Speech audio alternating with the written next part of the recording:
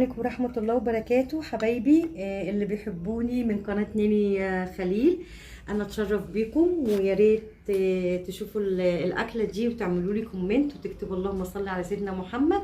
هنبدأ مع بعض. هنعمل دجاج او صدور فراخ مقطعة كأنك هتعمليها شاورما بالظبط. هتعمليها مع المشروم. هتجيبي علبة مشروم جاهزة ونضيفة، هتشطفيها وتصفيها، وهتجيبي بصلاية تقطعيها مكعبات صغيرة، وهتجيبي معايا كمان البهارات بتاعتنا اللي هي كاري وكركم وشطة وملح وتوم باودر وفلفل اسمر. حبايب قلبي، بعد كده بسخن الطاسه بتاعتي، بنزل فيها بنص معلقه زيت الزيتون، والنص التاني هوريكي هعمل فيه ايه. وبروح نازله مديه الفراخ صدمه،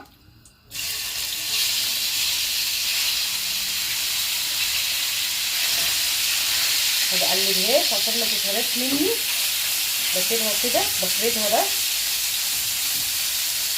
بس الفراخ لو اتقلبت قبل ما تعمل كده بتزفر، تبقى زفره معاكي. بحط نص معلقه الزيت الباقيه، يعني انا كل الطبخه دي اخدت معلقه كبيره، حطيت نصها الاول مع الفراخ. تمام زي ما انتم شايفين كده الزيت الزيتون فقط مع الفراخ، وقلبتها اتشوحت شويه.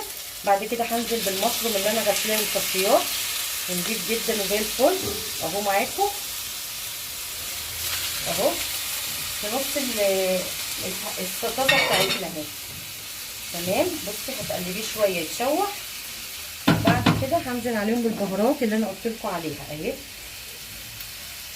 اهي. تحتها بزقها كده معايا وبنزل عليه بالبصل هنا لوحده. تمام اهو بديله تشويحه، وبعد ما يتشوح شويه وياخد يدبل شويه هقلبه على كل المكونات اللي موجوده. حطيت معلقه دقيق على كوبايه ميه صغيره، يعني مقدار 100 جرام، دي كوبايه صغيره جدا اهي. بتدوبيها كده بالشوكه، بعد كده بتنزلي عليها